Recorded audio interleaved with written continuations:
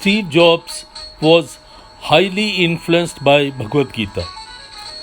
In fact, he used to go to ISKCON temple, spend time over there, listen to the Gita talks, and also he would always have Sunday meals whenever he would go there.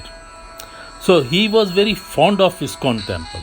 He was very fond of Bhagavad Gita because he had many times said that my objective of working hard or creating certain things is not to make money and become famous. I work for a cause. I work for a cause as advised by the Bhagavad Gita. I work for humanity. I work relinquishing all my attachments to what I do. He had full faith in the Bhagavad Gita. Now, chapter 17 is yoga of classification of threefold faiths. Threefold faiths, division of the chapter shlok wise is as under. Shlok 1 to 6, discussion of faith and men who perform austere penance not enjoined by the scripture but by their own worship, by their own feelings, by their own volition. Shlok 7 to 22, different kinds of foods, sacrifice, penance and charity that is described. Shlok 23 to 28, the meaning and intention of chanting Om Tat Sat, that is explained. Now the questions people ask about chapter 17 of the Bhagavad Gita. Can one change his position to higher mode of nature? Answer is no. Next, when is the faith subject to contamination by any of the modes of material nature? Is it when one is depressed, or is it when one's faith is completely purified by goodness, or when one's faith is tainted, or none of the above? The answer is when one's faith is completely purified by goodness. That is the time when the faith is subject to contamination by any of the modes of material nature. Another question. Who do not worship according to the scriptures Krishna as the Supreme Personality or Godhead? Those who are not conversant with the scriptures, or those who are not faithful to the scriptures, or those who worship according to their own modes of nature, or all of these? In fact, all of these. Another question. Which are the three divisions of faith? Goodness, passion, and ignorance. Reading of chapter 17 from Shlok 1. Arjun said, Krishna, the person who ignores the principles laid down in Shastras but is full of devotion and worships demigod, how do you term his worship? Satviki, Rajsi, or Tamsi? Lord Krishna replied, devotion that arises out of one's own nature is devoid of procedural attributes as mentioned in the Shastras, can be of three kinds. It can be Satviki, Rajsi, or Tamsi. I'll explain to you these. Bharat, devotion of a person depends on his or her intrinsic nature. A devoted person is as good or bad as his devotion. Satvik men worship devas, gods. Rajsi men worship demigods or demons, and Tamsic men worship ghosts and evil spirits. The person who ignores the holy scriptures devises his own imaginary form of tapa, penance, He is full of attachment, desire, and pride for his own power. Those who slight their body and soul, which in fact is my own extension, you must consider them to bear demonic nature. Everyone enjoys such food as is compatible to his or her nature.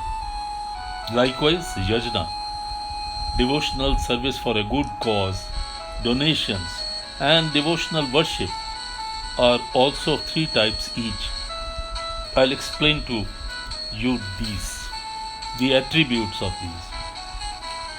The foods which are stable, promote health, intellect, lovable, and are juicy and buttery, such foods are loved by sattvic people.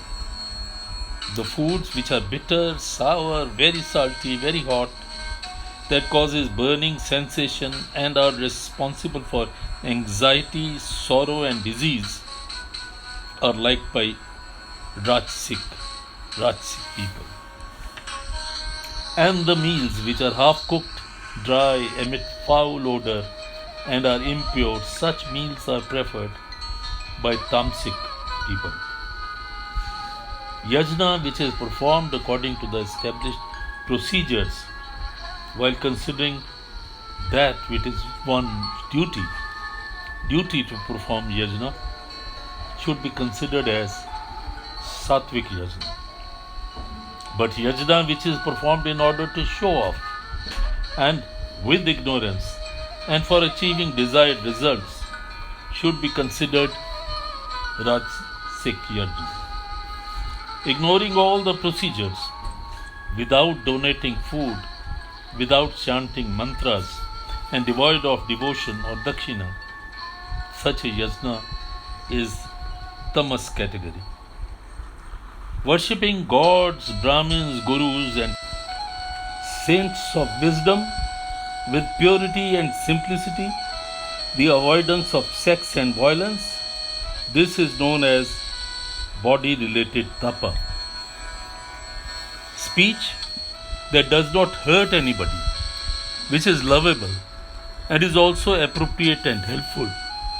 Reading of the scriptures and repeated God's name, these are known as tapa of speech.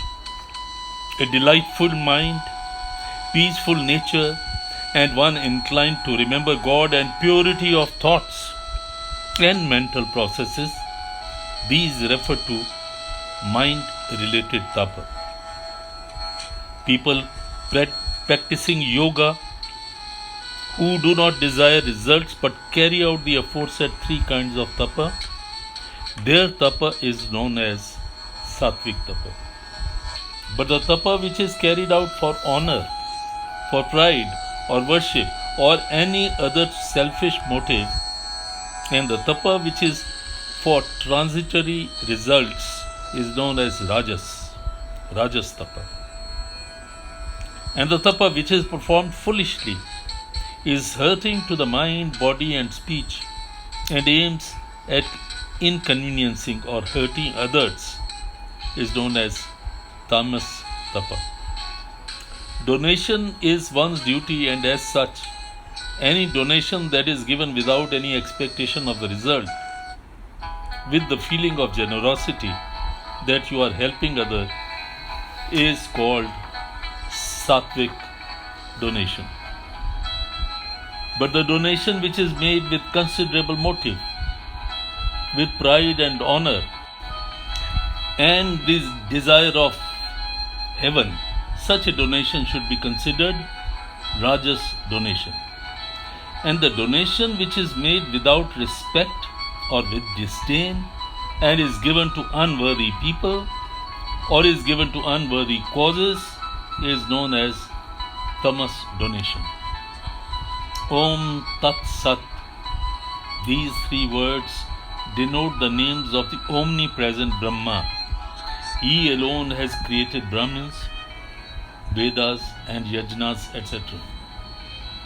Therefore, all the worthy actions like yajna, donation or tapa are initiated by the righteous people by pronouncing Om, Om is always chanted be- before the yajna, at the beginning, yajna, tapa, or at the time of donation.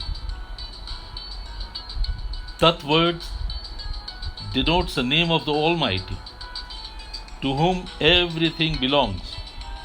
Therefore, selfless, righteous people perform holy duties like yajna, tapa, and donation while chanting tapa. Sat, the name of God, is repeated with devotion and purity and is also used while performing deserving duties. The intent behind the yajna, tapa, and donation is also known as sat. The duties carried out for the Almighty are also known as sat. Arjun, any yajna